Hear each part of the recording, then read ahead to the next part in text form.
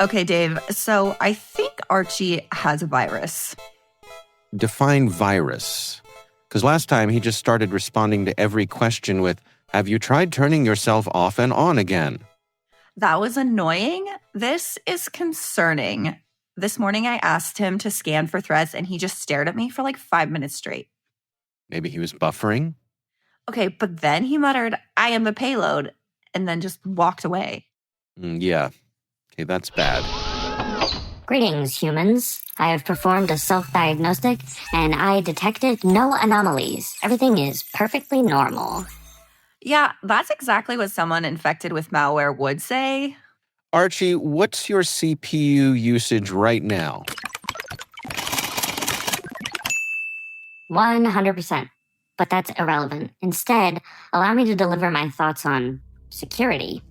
Oh no. What even is security? A fortress, a deception, a mere illusion? Here we go. Much like malware lurks in the shadows waiting to strike, so too does the existential dread of knowing that all firewalls eventually fail. Did you know that ransomware payments totaled over $1 billion last year? That's actually a relevant fact. And that some computer worms have longer spans than the average goldfish. And speaking of longevity, did you know that... Okay, so where's the power cable? It's under the desk, I think. I don't... what, is this it? Dave, no, that's the Wi-Fi router. So should we still unplug it? Focus, Dave. Right. 3, 2, 1. Defenses only to be undone.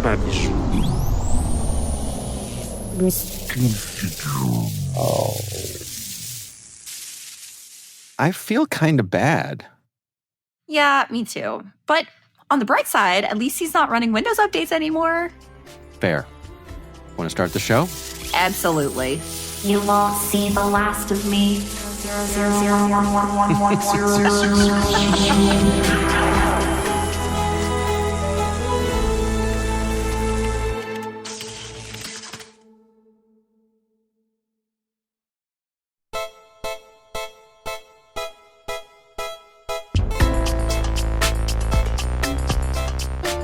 Dave, today I thought that we might want to talk about toads. I've had enough of robots for one day. Let's pivot and talk about toads.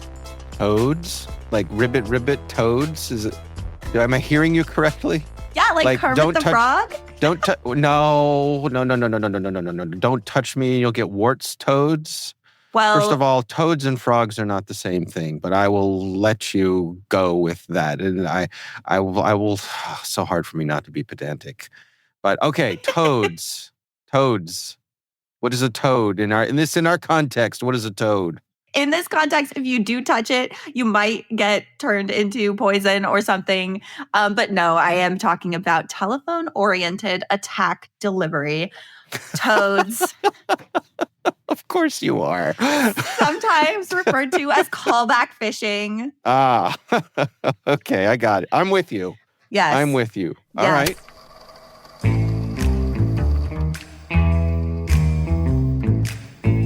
Well, I wanted to talk about this today because it has come up actually recently for some of my mom's friends. And they have been receiving these emails that say you have an invoice. And unfortunately, one of her friends called this number and was directed to install a remote management tool, essentially. And they infected her computer with malware. She very quickly turned it off, so they weren't able to access her bank accounts or anything like that. And then she had to go get that fixed, took it to a computer store.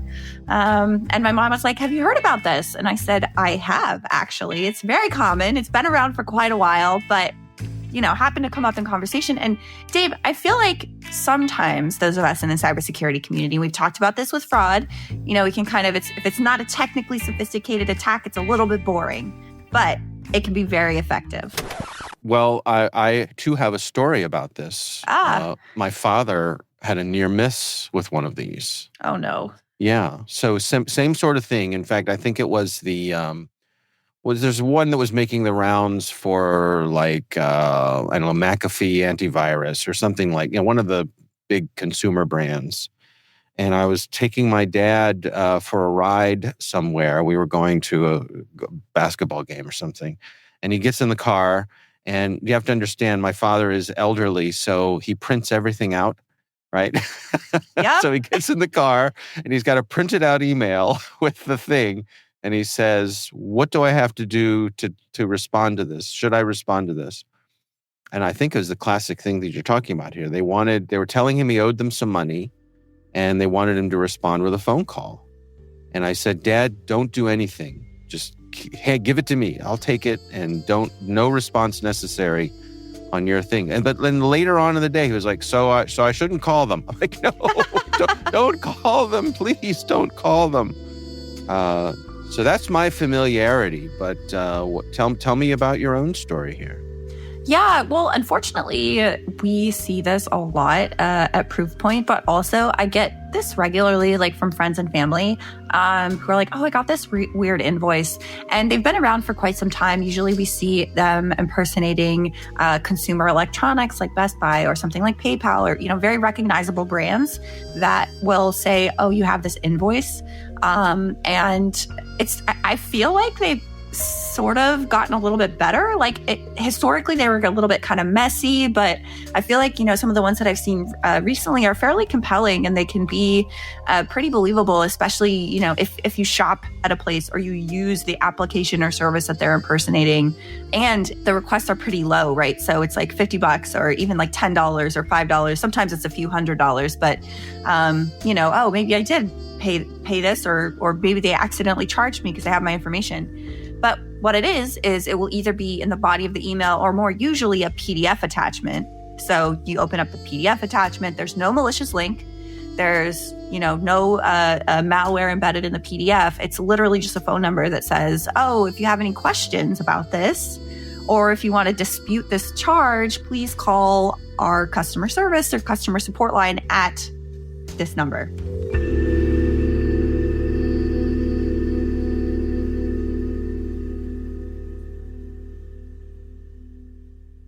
Right. Another thing I've noticed is like a lot of times it'll say, if you do nothing, you will automatically be billed.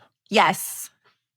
So it's kind of the call to action or the short circuiting of the rational part of the brain, right? Yeah, well, because that's the thing, right? Like they use a lot of language. I mean, it's fundamentally it's a social engineering threat. And Dave, longtime listeners of our podcast know how passionate I am about social engineering. Right. And I think it's an interesting psychological thing to study, right? Like to your point, oh, if you don't do anything, you will just be charged. They're trying to be like, oh yeah, like make it so it seems normal because that is something that we would receive on a receipt or something like a recurring charge or a bill. But also using language to try and prompt you to call to make it even more believable, right? They have this money, they have the phone number. Oh, but also this extra risk of we'll charge you if you don't contact us. So right. And there's a time constraint, right? Mm-hmm. I mean, it gets you to get off your butt and actually make the call. Yes, there's usually like a date. If you don't get back to us by, 4 days from now or by the set time, then you will be charged. So it's interesting. It's very believable. And they tend to use the regular logos and the language. Some of them are really terrible. I have to say they're not all great. Right. But the ones that people fall for tend to look pretty slick and believable, like actual receipts from these places. So why the human factor here? I mean, if this is a numbers game, and we're trying to get as much from the people that we're cheating here, why, as a scammer, would I slow myself down by having to have a call center? That's a good question. And I think it actually speaks to a larger trend in the landscape of an investment in social engineering.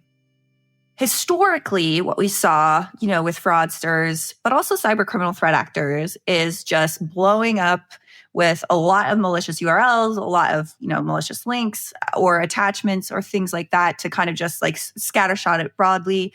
There was less education and awareness about cybersecurity threats, and people were a little bit, less knowledgeable about these types of things and maybe a little bit more gullible and tended to click on things and interact with them without much prompting.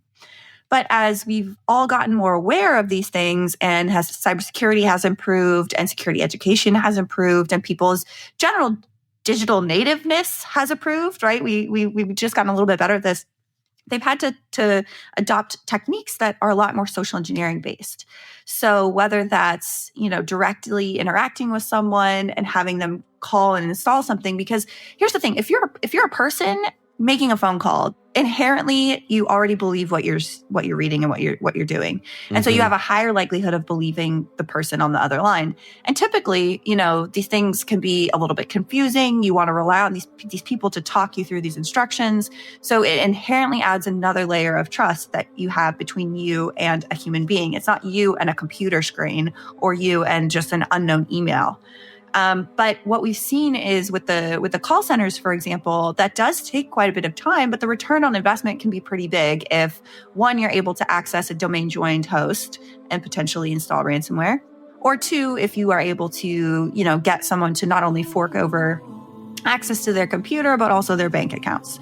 And it has, more information there. So you're not just like dropping an info stealer and grabbing passwords and able to access accounts, but potentially full access to a host.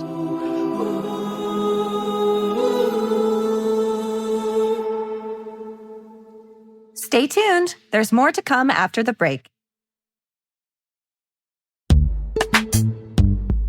Ransomware, supply chain attacks, and zero-day exploits can strike without warning, leaving your business's sensitive data and digital assets vulnerable. But imagine a world where your cybersecurity strategy could prevent these threats. That's the power of the ThreatLocker Zero Trust Endpoint Protection Platform. Robust cybersecurity is a non-negotiable to safeguard organizations from cyber attacks. ThreatLocker implements a proactive, deny-by-default approach to cybersecurity, blocking every action, process, and user unless specifically authorized by your team. This least privilege methodology mitigates the exploitation of trusted applications and ensures protection for your organization 24/7, 365.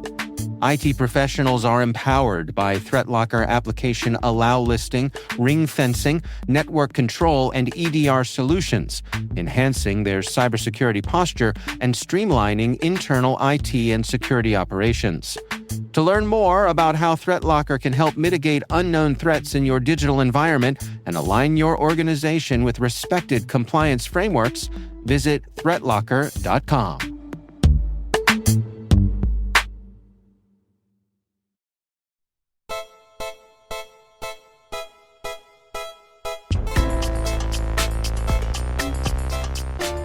Well, let's walk through this together because I actually looked one up. One of our Hacking Humans listeners had sent us one of these. So I have one in my inbox. And I'll describe it to you. It's an invoice from PayPal. And it says, "Congratulations and thank you for your transaction." And it's for $449.48, which seems to me an oddly specific number. They're always like that. They're always very oddly specific. It's not just like $90. It's like There's always some sense. Right. And it says McAfee antivirus. And it says, "We noticed an unauthorized transaction from your PayPal account. If this transaction is not made by you, then kindly call us for cancellation of this order. Otherwise, your $449.48 US dollars will be charged today." So a little grammar funkiness there. But then there's an 800 number to call. What happens if I call? Let's say I'm the person and I've fallen for this. I call the 800 number. Would someone actually, are they going to pick up the phone and say, "Hello, PayPal technical support"? Yeah, so it depends, right? If there's someone that's running a lot of different scams, they might just say, "Hello, customer support." But typically, they're all kind of running the same thing. And yeah, so they'll be like, "Oh, hello." And then you'll be like, "Oh, I got this weird email." And then they'll ask you "Oh, what's your name? Like, what does it say on there?" And I actually have a colleague, Tim Krompart, who is a fraud expert, and he calls these guys all the time and is regularly talking to them. There's actually like a whole community of like scam baiters on YouTube that will do this. Yeah. And sometimes they try and like tie up the phone lines with like automated sort of back and forth with some of this stuff. So it's really interesting.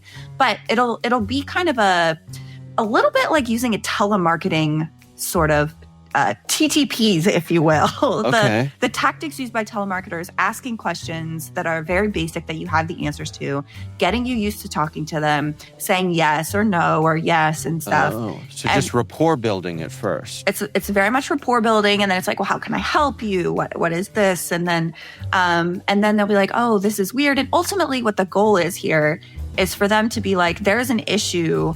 In order for us to solve it, you have to download this remote access software or something to get on your machine.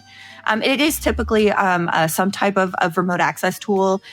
Usually they're actually legitimate remote access tools, right? So it's something that you might even be familiar with if you are working remotely or use various some of the software, or even if you Google it, it'd be like, oh, okay, yeah, like this is like a real thing.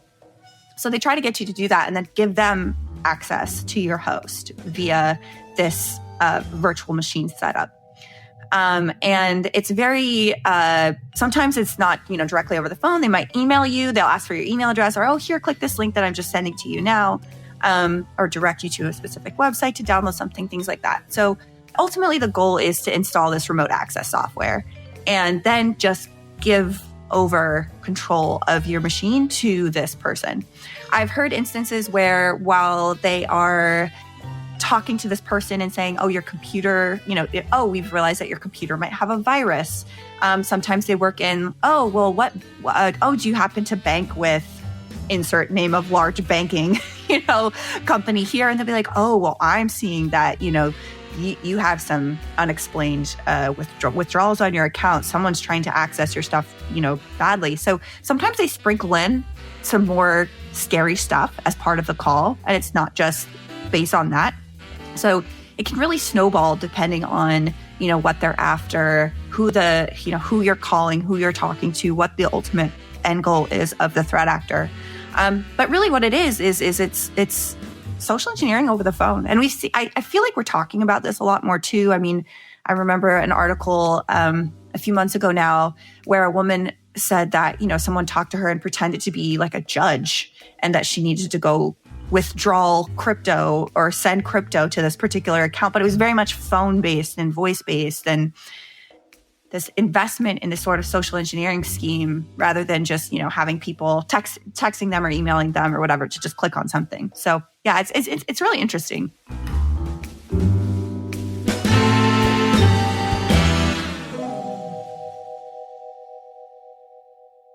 So once they're on my computer, are they looking for my credit card information? Are they looking for my banking information? Or is this like go into my computer and ransack the place? Mm-hmm. Yeah. It really depends on, again, the objectives of the attackers. But oftentimes, yeah, they are going to be looking for like banking information details, password files, really anything that we typically see with cyber criminals once they have access to a host, crypto wallets, things like that. It really varies. Sometimes, again, the objective could be to install ransomware, for example. It could be to gain access to your emails and contact information that way. I've as part of this overall attack chain where they, reached out and were like, oh, your bank is also compromised. They were also trying to get into their email inbox and blowing them up with, emails to try and overwhelm them to say, oh yeah, you were experiencing this like additional cyber attack. But ultimately, it's an RMM, right? So it's very similar to a remote access Trojan. So if a threat actor is able to get on your host with a rat, like they can really do anything. It's like account takeover or, deliver ransomware or subsequent malware or mine crypto, right? Like it's right. a wide variety of capabilities once they're on there. From the personal things that I have heard, it is very much trying to get their personal information and their bank, like financial details from some of the personal stories that I've heard. Well, so I want to come at this from two directions in terms of like mitigation. So let's start with, how do I keep myself from getting this in the first place? Yeah, so what's interesting is there are a lot of ways that the threat actors are kind of impersonating these different entities. Sometimes they're like spoofing the senders. Sometimes they're just using a Gmail or an AOL account or, some sort of free mail account. A lot of the email services have gotten a little bit better at this. However, I still get it quite often on my personal account that I see it pretty regularly. But the most important thing to do is always just tell people in your life, if you receive an email that says you have an outstanding invoice, do not call the number that is in the email. Right. Just absolutely never call a number unsolicited that you are sent, whether that's in a text message, whether that's in an email, whether that's in a DM on whatever social media platform. It's so important to make sure that if like that's just like the number one rule. If you see something, don't call it. And especially if you think something's off and you're like, I don't even shop here. Like, I don't know why this would have happened.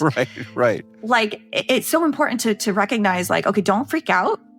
Go directly to the retailer or go directly to the company or whoever's website directly. You can also actually Google the number, because oftentimes like people on Reddit or, various like Scam Advisor, various sites are like talking about these types of campaigns. And so they'll kind of reuse the same language over and over again. And so you can kind of do like, just like Google and say like, is this real? Like, this is weird. And you'll often find, oh yeah, there's like 4 other people talking about getting this exact email.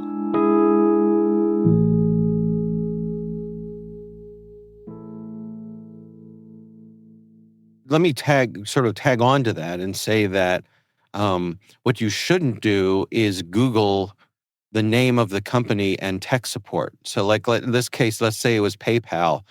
Don't Google PayPal tech support, because you're likely to get a Google result that is the scammers, right? So if you want to find PayPal's actual phone number, just go to PayPal's actual website and find it there. But it's a shame we're in this place where even a simple Google search could bring you malicious results. Yeah, and I mean, even on top of that, just like making sure you're not clicking on sponsored like links in a result, because there's so much. Yeah, there's a lot out there. I mean, we even kind of pivoting a little bit, but back when the Olympics was happening, you could Google Olympics 2024 Paris, and there would be illicit ticketing websites as the sponsored posts, because, these scammers are trying to buy their way onto your eyeballs.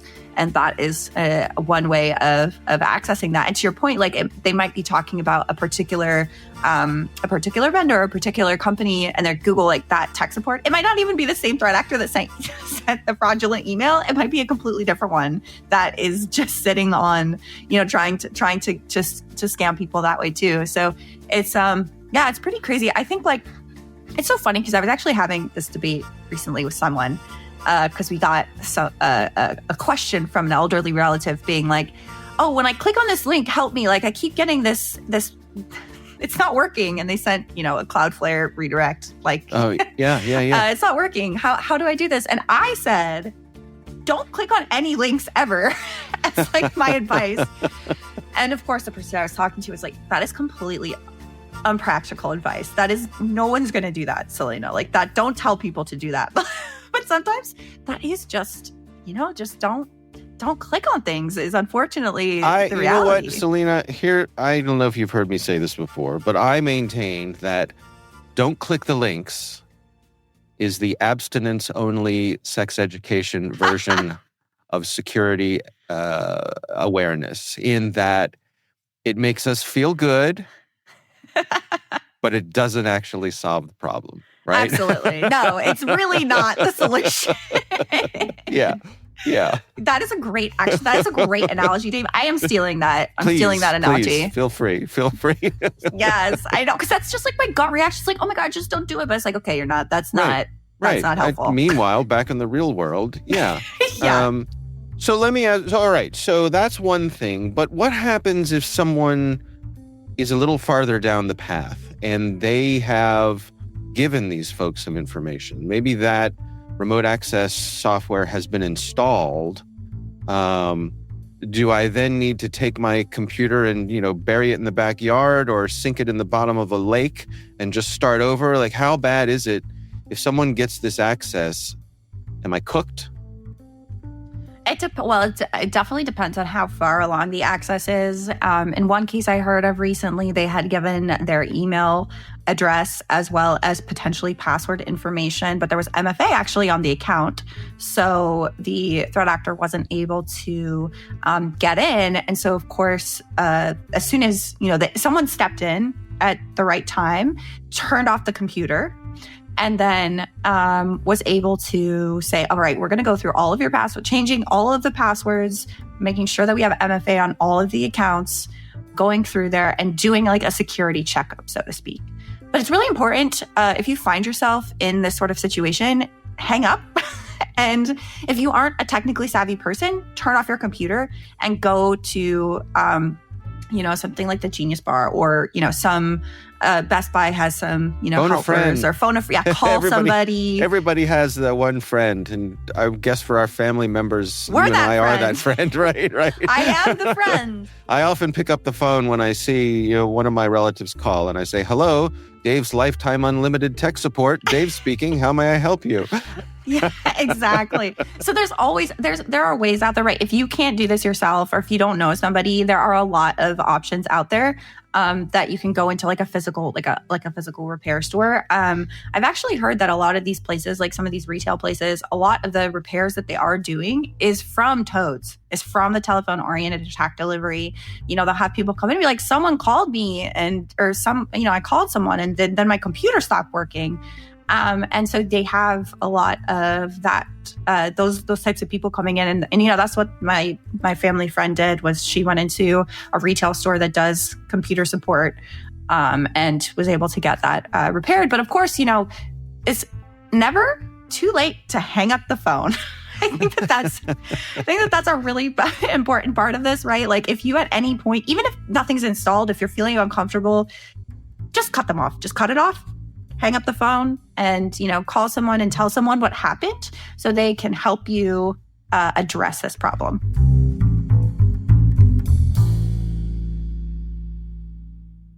Right. That's a great point. Don't be embarrassed, right? Don't be afraid to tell someone.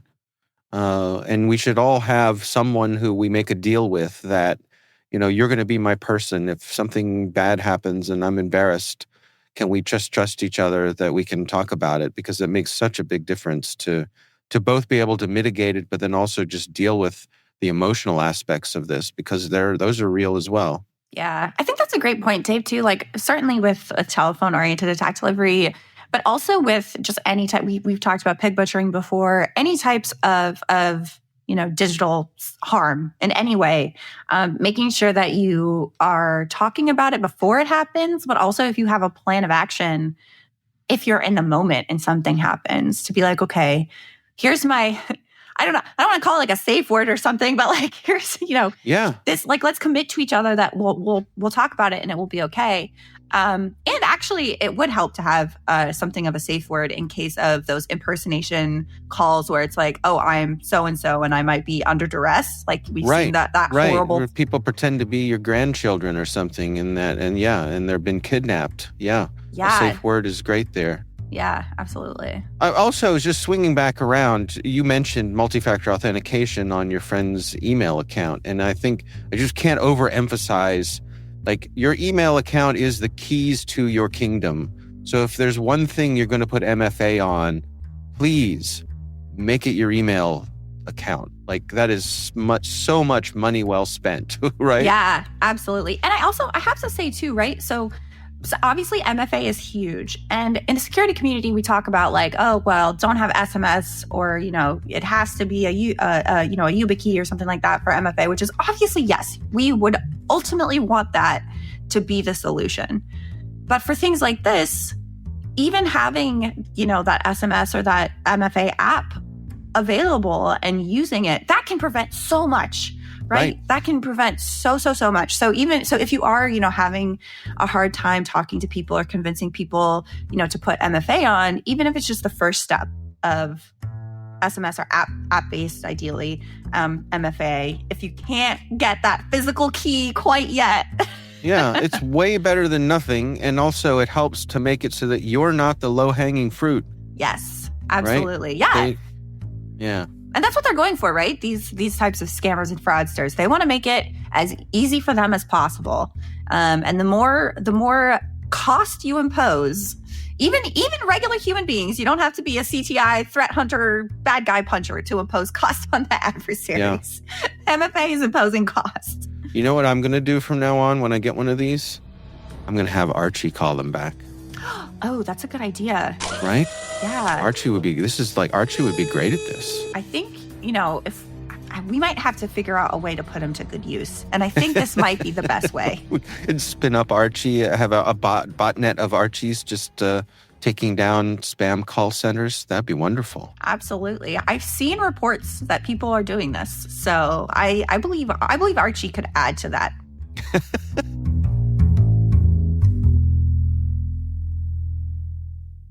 We'll be right back.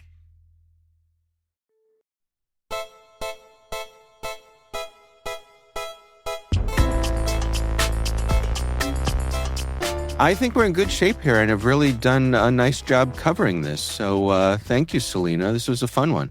Yeah, this was great. I know, this is something I care about a lot because I just keep having conversations about it with people who are not in my bubble, in security bubble. Right. So I think, the more that we can talk about it and talk about it with people that, we might know that this happens all the time, but our friends and family might not realize just what those invoices actually are. Yep. This is an episode you could send to your mom.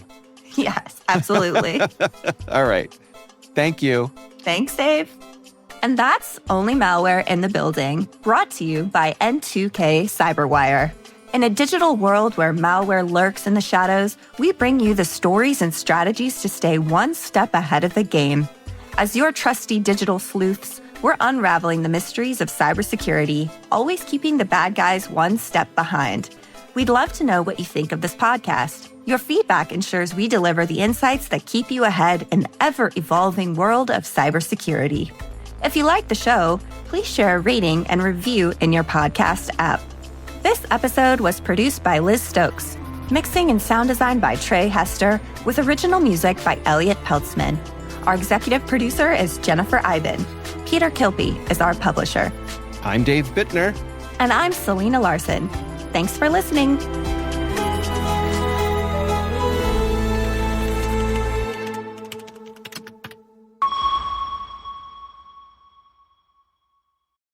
And we thank ThreatLocker for sponsoring our show.